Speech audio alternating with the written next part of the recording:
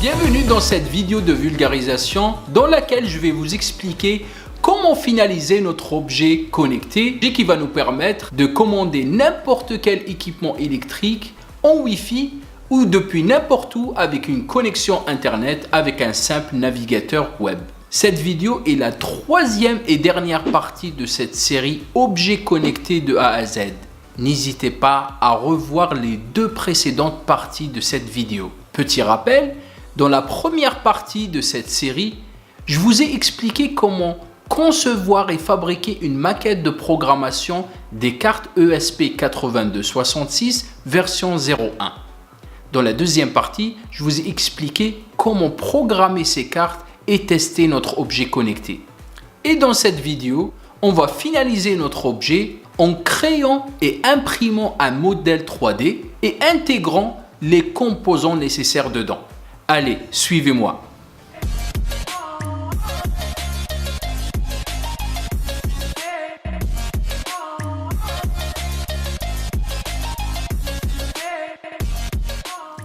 Avant de commencer, petit rappel sur les composants nécessaires pour notre objet connecté.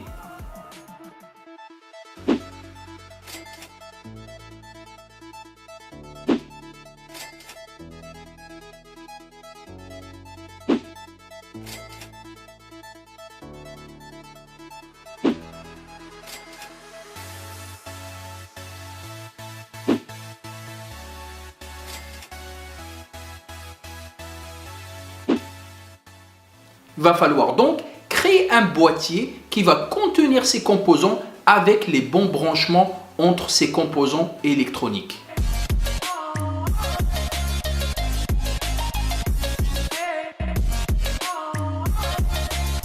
La première étape est l'installation des logiciels nécessaires pour la conception et l'impression du modèle 3D.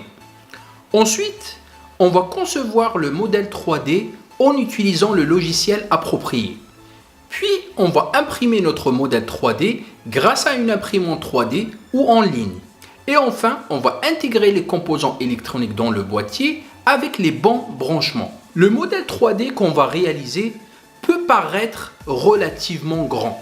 En effet, il est dicté par les dimensions des composants électroniques choisis et principalement par les dimensions de la prise murale femelle choisie par son prix et aussi par les dimensions du relais statique qu'on a choisi pour son prix, mais aussi pour ses caractéristiques, à savoir le support d'un ampérage élevé permettant de supporter des appareils plus variés que des simples ampoules. De plus, notre objet doit être en permanence alimenté par une source d'alimentation, ce qui rajoute un composant électronique en plus. Sinon, on pourrait économiser beaucoup d'espace. En général, un objet connecté est alimenté par une petite batterie, ce qui réduit considérablement ses dimensions. Dans notre cas, nous avons choisi d'intégrer un transformateur 220 volts vers du 3.3 volts en continu dans l'objet lui-même. Beaucoup d'objets connectés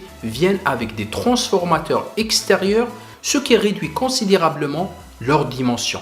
Pour les relais, il y a d'autres relais à état solide, Solid State Relay ou SSR, plus petits et pour moins cher, approximativement $1, mais pour une tension exigée de 5 volts et malheureusement pour un ampérage en sortie beaucoup moins que notre Solid State Relay, par exemple 2 ampères. On peut trouver d'autres relais avec une tension en entrée de 3 volts qui soit plus petit, mais pour un peu plus cher, approximativement $6,50. Ces relais permettent de commander des équipements à petit ampérage, comme des ampoules, mais pas au-delà de 4 ampères. Certains réutilisent et modifient des boîtiers existants pour intégrer et contenir les composants électroniques. Par exemple, le boîtier Conrad pour 3 €. C'est une possibilité. Dans notre projet, on va utiliser notre propre modèle.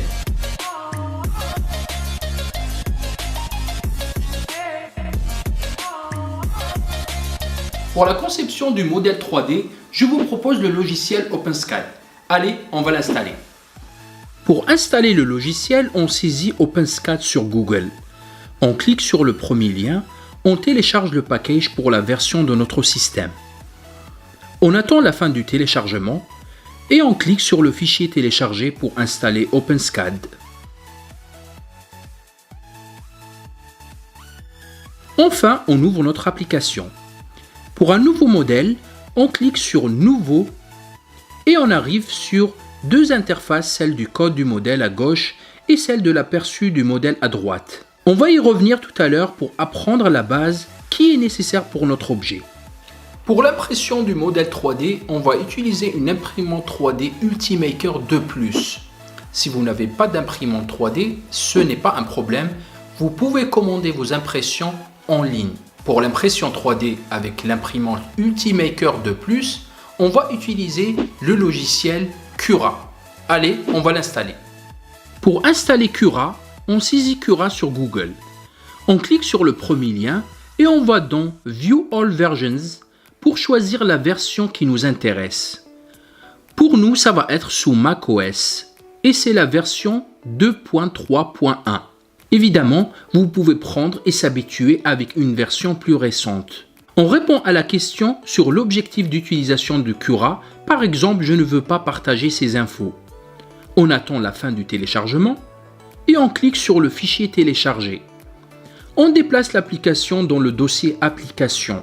Enfin, on ouvre notre application depuis le dossier Application.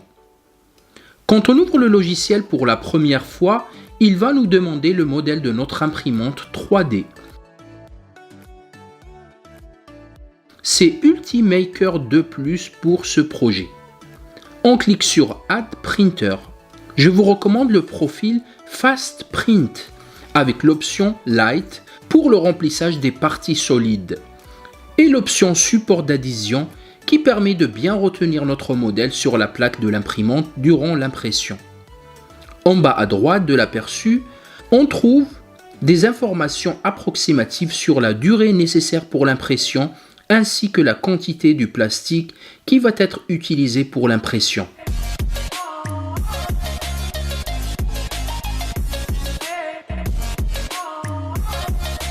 La conception 3D de modèles avec le logiciel OpenSCAD que nous venons d'installer est vraiment facile.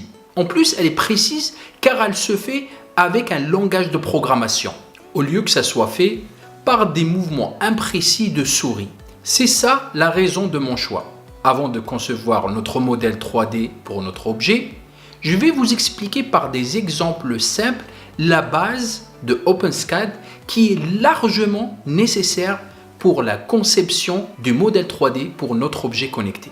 En fait, cette base nécessaire consiste à manipuler en 3D des cubes, des cylindres, des différences entre objets 3D et des mouvements de translation ou de rotation. On ouvre OpenSCAD.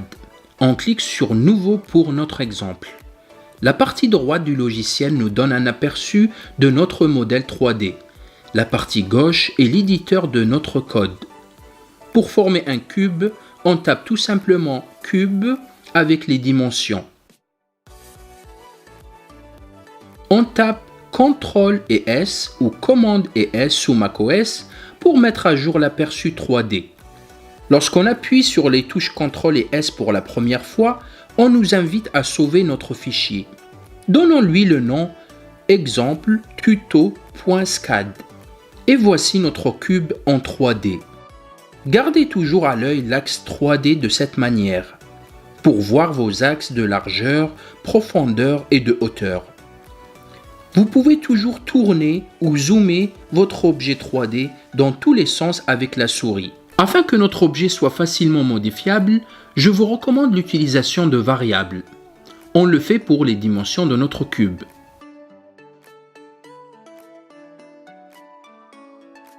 Assurez-vous que l'option Recharger et aperçu automatique est cochée, afin que lorsque vous tapez les touches CTRL et S, l'aperçu 3D du logiciel soit mis à jour automatiquement. C'est quand même plus agréable. Par exemple, on change la largeur et on appuie sur les deux touches CTRL et S et l'aperçu 3D est mis à jour. Je vais augmenter un peu la police de caractères pour une meilleure lecture. Dans notre modèle 3D, on utilise aussi des cylindres. Voici un exemple. on indique la hauteur et le rayon.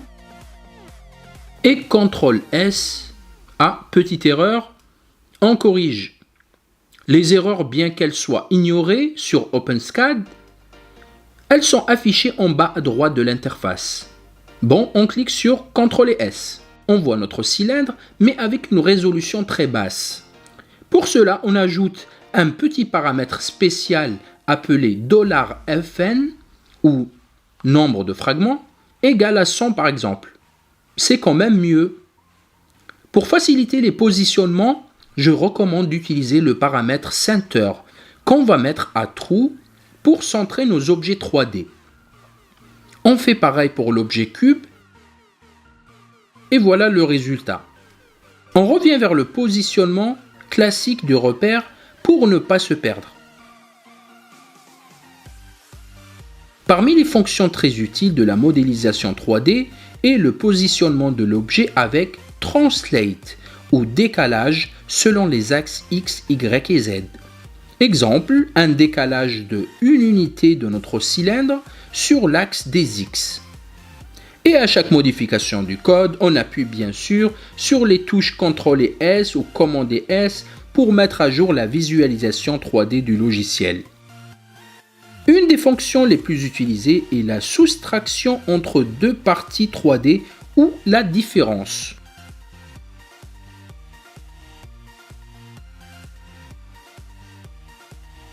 Une différence appliquée soustrait le deuxième objet, ici le cylindre, du premier objet, ici le cube. On peut grouper la première partie et la deuxième partie dans une section union, ce qui nous permet de développer davantage la première et la deuxième partie d'une soustraction. Dans notre exemple, la première partie va se limiter à un cube, la deuxième partie va se limiter au cylindre. Rien n'empêche d'ajouter des objets dans chacune des deux parties de la section différence. Parmi les fonctions très utiles est la rotation d'objets avec Rotate ou rotation selon les axes X et Y et Z. Les paramètres de rotation sont des angles donnés en degrés. Exemple, une rotation de 90 degrés du cylindre selon l'axe des Y. On augmente la hauteur du cylindre pour mieux le voir. Afin de réutiliser des parties du modèle 3D, on peut regrouper nos instructions dans une section appelée module. On va définir ce qu'on a fait jusqu'à maintenant sous forme d'un module qu'on nomme objet. Bien sûr, pour le faire apparaître, il faut écrire le nom du module comme une instruction. On peut donc réutiliser et dupliquer notre objet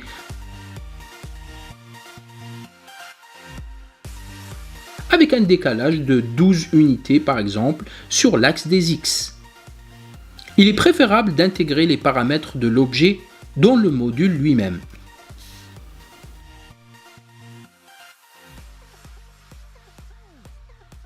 On peut donner des couleurs aux objets avec la fonction Color.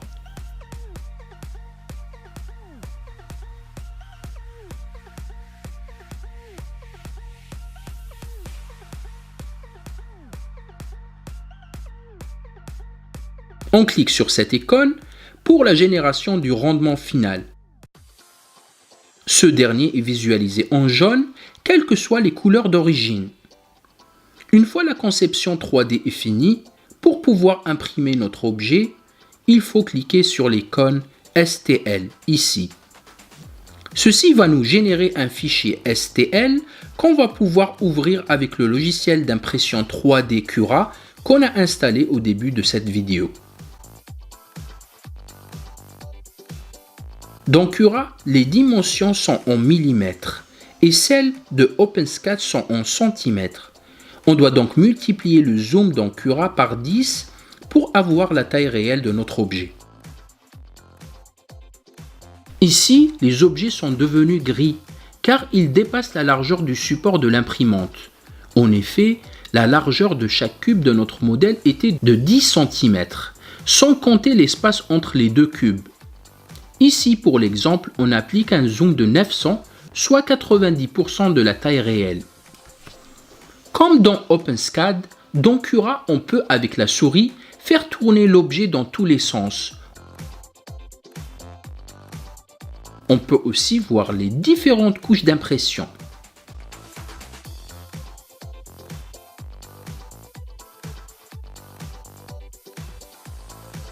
Notez bien que la première couche sera imprimée avec le support adhésif pour bien maintenir le modèle sur la plaque de base. L'imprimante 3D imprimera notre objet couche par couche et dans cet ordre. La durée approximative d'impression ici est de 10 heures avec 107 grammes de plastique.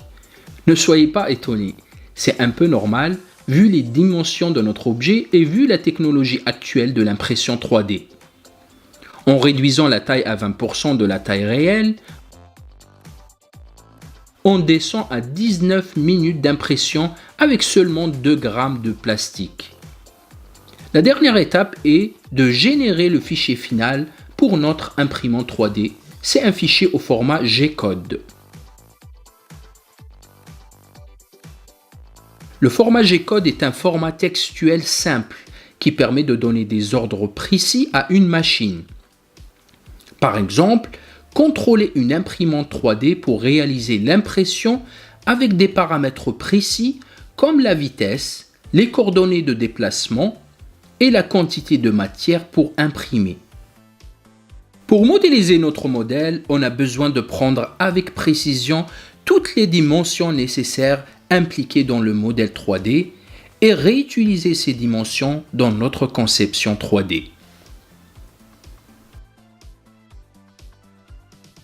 Le modèle 3D de notre objet connecté est représenté par un peu plus de 1000 lignes de code.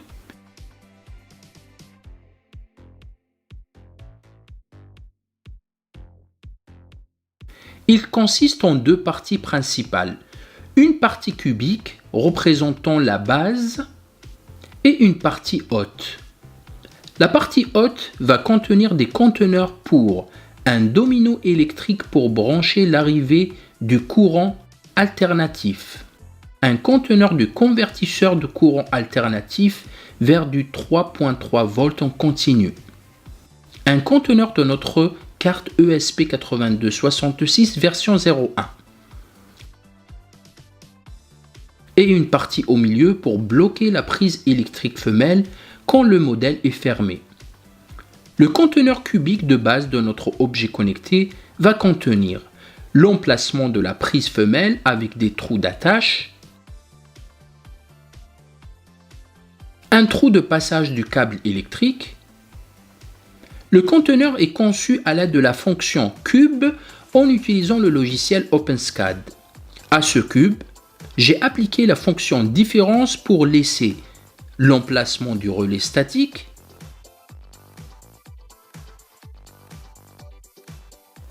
un emplacement pour passage de fil électrique et aussi pour bloquer la prise femelle,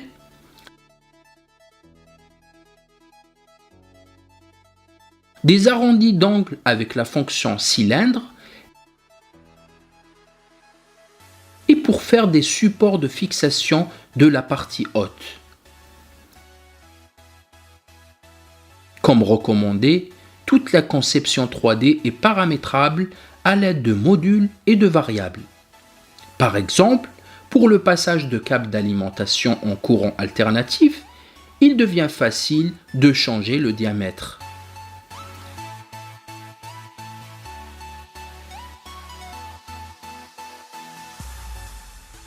Toutes les autres dimensions sont également facilement paramétrables.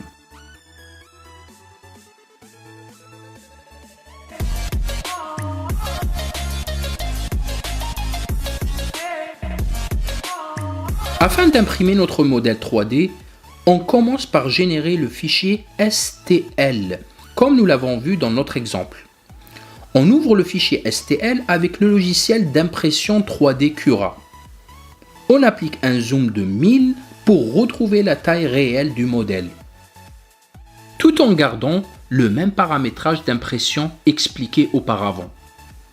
On retrouve nos couches d'impression avec le support adhésif qui va maintenir l'impression. génère notre fichier G-code pour notre imprimante 3D.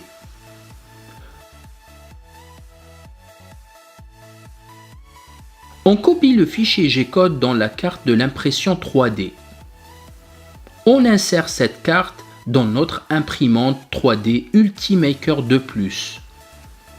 On sélectionne notre fichier en tournant la molette, puis un appui au milieu pour lancer l'impression 3D.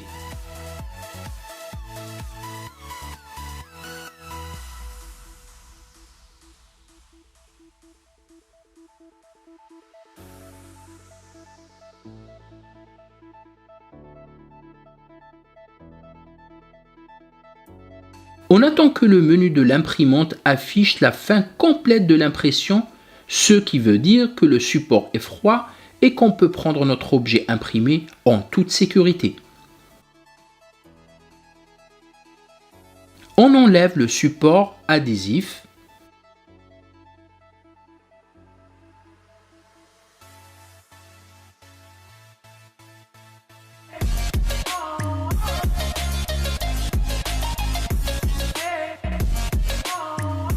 Maintenant que notre modèle 3D est imprimé, on va intégrer nos composants. On va commencer par fabriquer la fiche pour la carte ESP8266, version 01, tout en gardant le même code couleur que ce qu'on a fait dans notre maquette que j'ai expliqué dans la première partie de cette série vidéo.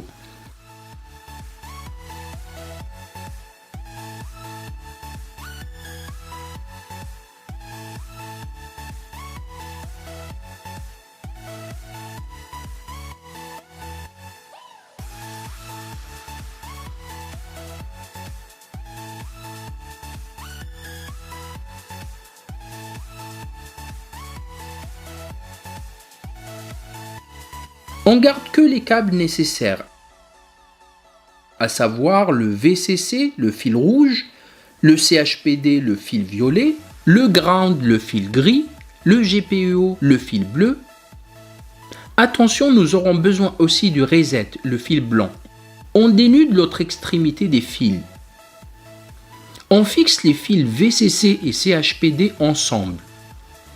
On prépare notre transformateur 220 volts vers du 3.3 volts avec deux fils de chaque côté pour pouvoir l'insérer dans la partie supérieure de notre modèle 3D imprimé. On commence par insérer le SP01 avec sa fiche.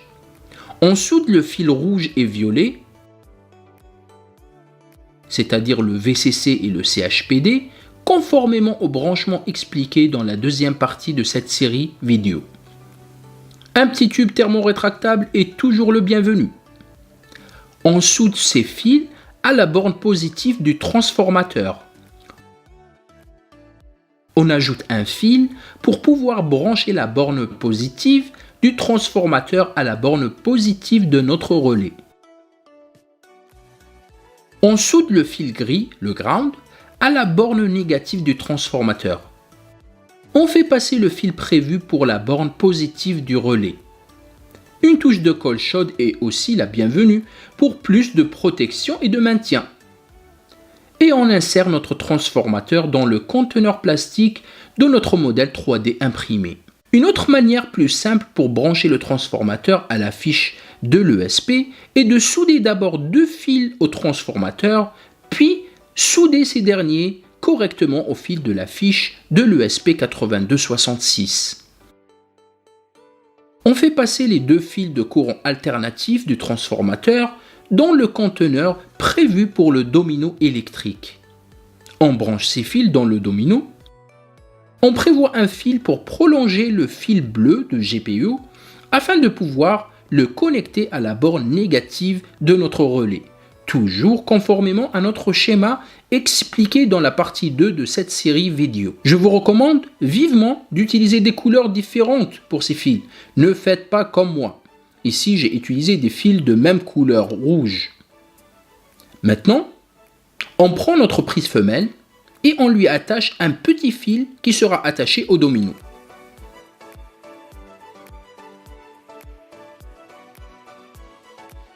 On connecte une des bornes alternatives de notre relais avec un fil court et l'autre borne alternative avec un fil un peu plus long.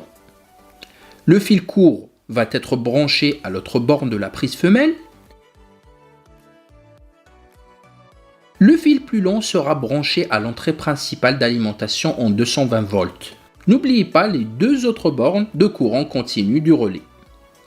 La borne positive du relais est branchée à la borne positive du transformateur 3.3 volts. La borne négative du relais est branchée au fil GPIO de l'ESP, c'est-à-dire le fil bleu avec son extension.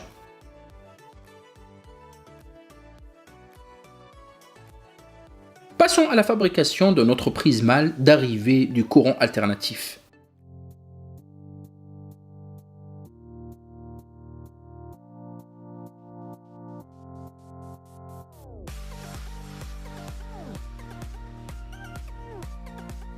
Et on fait passer notre câble dans le trou prévu.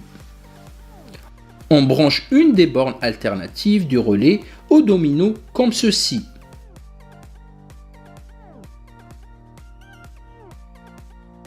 L'autre partie du relais est branchée à la prise femelle.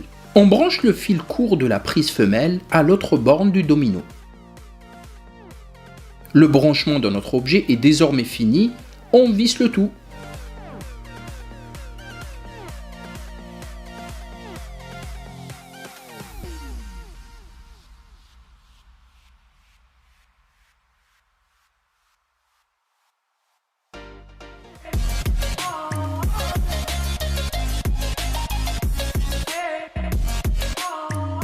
Lors des premiers tests de notre objet et après sa mise en tension, on remarque qu'il y a ce bruit caractéristique venant du transformateur.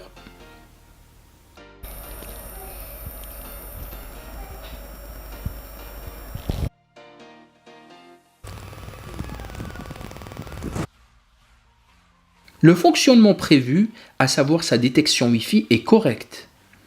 La tension entre le VCC et le ground de l'ESP8266 est suffisante, 3.5 volts approximativement. Malheureusement, ce n'est pas toujours le cas. Et ça se remarque quand le LED bleu de l'ESP8266 est fixe ou qu'il clignote rapidement. Dans ces deux cas, l'objet ne fonctionne pas correctement à cause de l'alimentation insuffisante. Pour le problème de fluctuation de la tension, on va utiliser un condensateur 1000 microfarad. Placé entre le ground et le VCC de l'ESP. Ceci va résoudre le problème. Pour le petit bruit du transformateur, c'est normal au vu du composant utilisé. Vous pouvez évidemment choisir un autre composant un peu plus cher mais moins bruyant. En tout cas, lorsqu'on ferme l'objet, le bruit devient moins audible.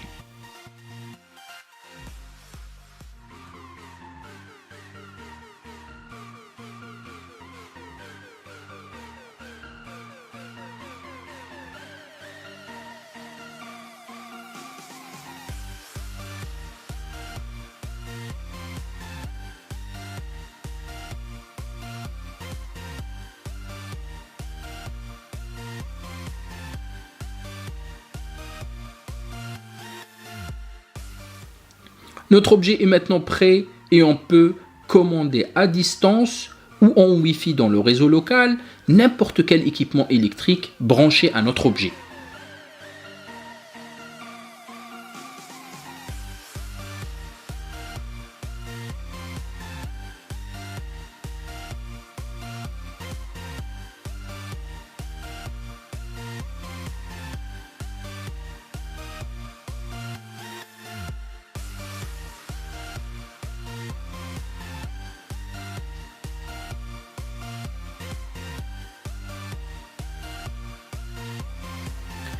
Bien que notre objet connecté soit capable de fonctionner en mode pur local, c'est-à-dire le mode point d'accès, grâce à la programmation que nous avons fait dans la deuxième partie de cette vidéo, je vous recommande vivement de mettre votre objet connecté en mode Internet en le connectant à votre box Internet. C'est le cas de cette démonstration. Notre objet connecté est connecté à une box internet de type Livebox. Ce choix nous permet de commander notre objet connecté en local, en Wi-Fi, ou depuis n'importe où en utilisant une simple connexion internet. Et cela vous évite, si vous êtes connecté en local avec votre Wi-Fi, de changer le mode de connexion de votre terminal vers le réseau propre de l'objet connecté.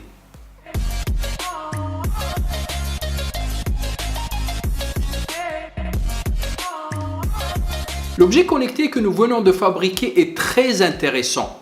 Il a de nombreux avantages et je vais en citer 4. Le coût de notre objet ne dépasse pas 10 €, ce qui le rend très attractif par rapport à ce qui existe dans le marché. L'objet est accessible par le web, en local ou depuis n'importe où en utilisant une simple connexion Internet. Il ne nécessite pas d'installer une application particulière ou de détenir un compte comme c'est le cas pour une majorité d'objets similaires.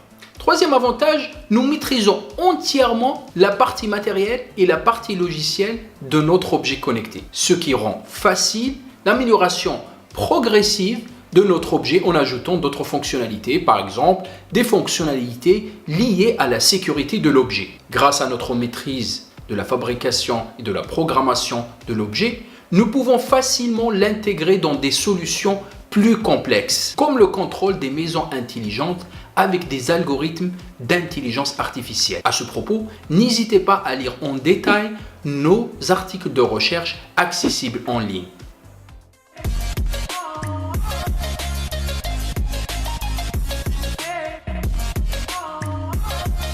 Je vais vous en citer quelques perspectives et possibilités d'extension de ce projet. Tout d'abord, vous pouvez proposer des modèles 3D qui soient adaptables à différentes configurations et à différents composants électroniques.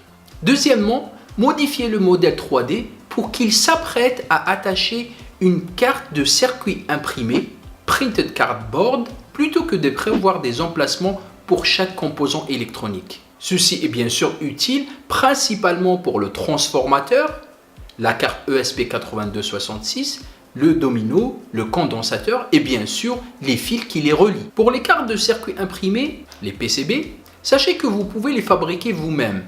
Mais si vous désirez une qualité plus professionnelle, vous pouvez les commander en ligne pour un prix dérisoire.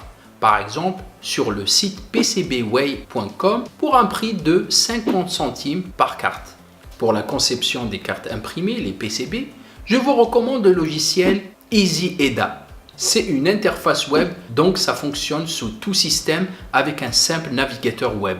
Une autre perspective est de croiser la possibilité de commande des appareils électriques d'une manière automatique dans un habitat intelligent et avec des algorithmes intelligents qui s'adaptent à la vie de la personne et son profil. Par exemple, personne âgée ou autre, selon ses activités de la vie courante, pour plus de confort et de bienveillance. Une autre extension technique est de donner la possibilité à l'utilisateur de choisir lui-même l'adresse IP de connexion au lieu que ça soit 192.168.1.50. Vous pouvez mettre par exemple l'adresse 192.168.1.1, ce qui est d'usage en général lorsqu'on veut configurer des objets ou des box. Puis, on laisse le choix à l'utilisateur d'attribuer cette adresse dans son réseau local. Attention, dans ce cas-là, la page HTML doit être intuitive et simple pour l'utilisateur. Par exemple, en utilisant des menus déroulants, en utilisant la balise Select. En effet, bien que l'objet connecté soit conçu par des spécialistes, leur utilisation est faite dans la majorité des cas par des non-spécialistes. Une autre perspective est d'investiguer d'autres types de cartes ESP8266. Dans cette vidéo, nous nous sommes focalisés sur la version 01 de l'ESP8266. Une autre perspective est d'explorer d'autres modes de connexion au-delà du Wi-Fi, par exemple en investiguant les réseaux cellulaires ou la technologie LoRa. Une autre possibilité aussi est d'investiguer d'autres environnements de développement autres que l'Arduino IDE. Je vous recommande d'investiguer l'IDE Atom. Une perspective intéressante est d'investiguer les possibilités de l'alimentation de l'ESP8266. Quelle est la meilleure alimentation externe pour ce type de carte et pour assurer une autonomie optimale? À ce propos, je vous recommande d'investiguer le mode Deep Sleep des cartes ESP8266. Une autre perspective intéressante est de penser à créer d'autres objets connectés à base des cartes ESP8266. Par exemple, une douille connectée qui se positionne entre une douille classique et l'arrivée du courant alternatif, et contrôler cette douille en utilisant des algorithmes d'intelligence artificielle. Une dernière perspective est d'ajouter des fonctionnalités à notre code, par exemple celles liées à la sécurité et au filtrage donnant accès à notre objet connecté. Par exemple le filtrage à base d'adresse MAC ou des techniques d'authentification. On arrive à la fin de cette vidéo. J'espère qu'elle a été utile pour vous. N'hésitez pas de laisser vos commentaires ou de me contacter pour plus d'informations. À bientôt.